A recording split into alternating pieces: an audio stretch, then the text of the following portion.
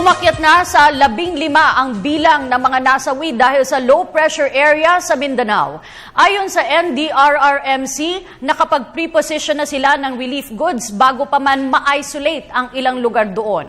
Si Waywaya Makalma ang ating tagapagbalita. 4 na araw nang nananalasa ang low pressure area sa ilang bahagi ng Mindanao at Visayas dahil dito patuloy ang pagtaas ng bilang ng mga nasawi. Ayon sa huling tala ng National Disaster Risk Reduction and Management Council, 15 na ang namatay, pagkalunod at ng guho ang mga naging sanhi ng pagkamatay ng mga biktima. Ngunit 7 sa mga nasawi ay mga natabunan ng guho na naitala sa Davao Oriental. Maging ang bilang ng mga nawawala ay tumaas sa 13 at 34 ang naitalang sugatan. Dumoble naman ang bilang ng mga lumikas na pamilya na nasa 40,640 o 199,327 na katao ang pansamantalang nakatira sa mga itinilagang evacuation centers. Pero bumaba naman ang bilang ng mga stranded na pasahero na umabot sa 177. Idineklara ng lokal na pamahalaan ang state of calamity sa mga bayan ng New Corella, Kapalong, Carmen, Asuncion at Tagum City sa Davao del Norte.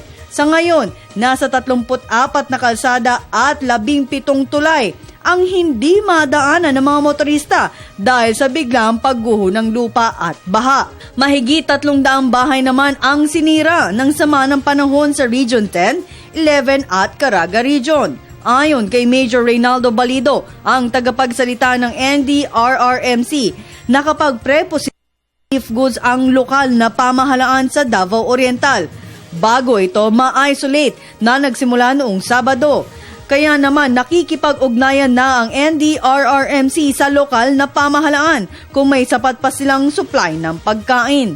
Dahil problema pa rin sa lugar ay kung papaano ipapadala ang mga relief goods sapagkat ang mga pangunahing kalsada at tulay ay hindi madaanan hanggang ngayon. So ang problema nila, putol yung tulay, other alternate routes ay nasaraduhan din dahil sa mga landslides. They were planning to go to these areas by the sea. Kaso masungit din yung panahon. So inaasahan nila na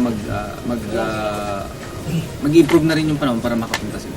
Samantala, ililikas na ng lokal na pamahalaan ng Tacloban City ang mga evacuees na nakatira sa tent city na mga biktima ng bagyong Yolanda. Sa ngayon ay nahinto ang ilang operasyon ng Task Force Cadaver, victim identification at mga ginagawang bunkhouses dahil sa lakas ng ulan na nararanasan sa lugar. Ang nakikita nating maapektuhan dito yung pagpapatayo ng mga bunkhouses, yung construction ng mga bunkhouses, and then yung operations ng ating Task Force on Cadaver Collection. Even yung efforts ng ating disaster victim identification ng NBI at so on. Sa araw na ito, tumaas sa 6,201 ang mga bilang ng mga nasawi sa bagyong Yolanda na kung saan 11 bangkay ang nadagdag. Para sa Telebisyon ng Bayan, Waywaya Makalma.